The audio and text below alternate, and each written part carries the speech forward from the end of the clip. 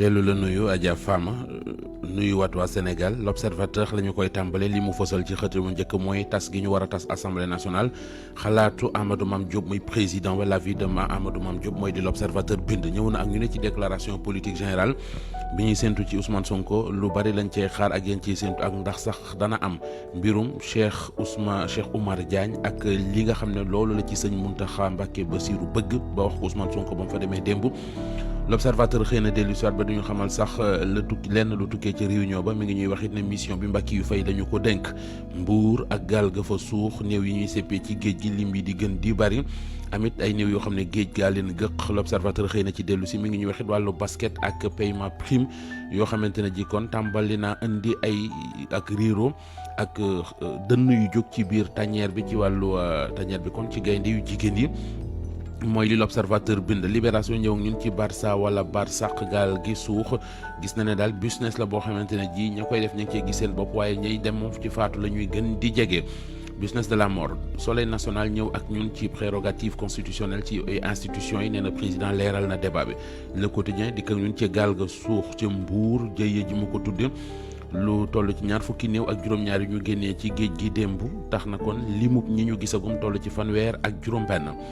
Walf Quotidien dikk na ak ñun ci wàllu tàggat yaram ana lan moo tax gaynde Sénégal yi kenn tiitatu leen journal bi mi ngi xëy di ko waxtaane Sud Quotidien ne ñu Diomaye génne na jaasi gi lijjanti la woon ca UCAD ak recteur ba ñu ne dafa war a jóge te jógewu fa Les Échos ñëw ak ñun ci bilan bi gën di doy waar ci gaal gi suux ca diwaanu Mbour mi ngi ñuy xamal ne démb ci ndajam conseil des ministres Diomaye Faye ci waxinam wane ne àndul ak Cheikh Oumar Diagne ak li mu def enquête ñëw ak ñun ci déclaration politique générale 48 heures ci des waaye ba fi mu nekk di kenn mënu la wax lu wér ci ndax Ousmane Sonko dana demam du dem Vox Populi ñëw ak ñun ci Mbour ak la fa xew tiisoo ba ngay gën di yokk néew yi di gën di feeñ di gën di bëri L'As di ko dëggal di ñu xamal ne immigration clandestine gaal gi suux ca Mbour limub ña ca faatu ñi ngi gën di bëri Tribune boole ñi faatu ci réew mi fan yi ci ay waxtu yu néew nee na mat nañu juróom fukki nit ak juróom-ñett suur soi nañu bu weesoo gaal gi suux te ñu koy jooy am na geneen gaal googit départ na am ay am laaj yu amati tontu gaal ga ba muy dem 170 passagers ñoo ca nekkoon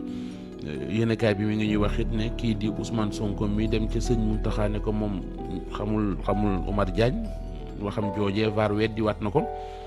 keneen ku ñuy ŋawtee ci réew mi mooy ministre bi ñu dénk wàllu santé ak wax ju mu wax ju ne kuy wët liggéey ca cabinet da leen di wax nañu prioriser ñi bokk Pastef waa ji di Ibrahima Sy journal bi nee nañu jamono ji tama ëpp koy buum lii Quotidien dikk ak ñun ci ñiy faatu ci géej gi ci 48 heures lim bu bëri gouvernement beeg ni ñu noppi ci mu di lool journal bi silence bavard la ko tudde réew mi Quotidien ñëw ak ñun ci ambassade Royaume-Uni des koo jàpp loxo ci poste yi tracasserie yu muy def ci wàllu traitement visa Ibrahima Sy mooy ministre bi ñu dénk wàllu santé waxi dof yi mu wax noonu la ko journal bi binde jëm ci wàllu recrutement clientélisme ca ministère de la santé bés bi le jour nee nañu si gênant si grave si gën ak aw santam la àbb loolu la xëye Cheikh Oumar Diagne it yéenekaay bi mi ngi koy méngaleeg pataas bu tàng boo xam ne digganteeg Diomaye kenn ñoom nangu ko téye yéenekaay bii di public ñëw ak ñun ci lu ëpp 2,000 téeméeri migrants yoo xamante ne ji teg nañ leen loxo diggante janvier ak léegi moom la journal bi kon xëy di waxtaane ñu ñëw ci le mandat moom it immigration irrégulière ak jafe-jafe yi ci am Bougane Gueye Dany li mu bëgg mooy ñu amal deuil national ngir kon sargal ña ca faatu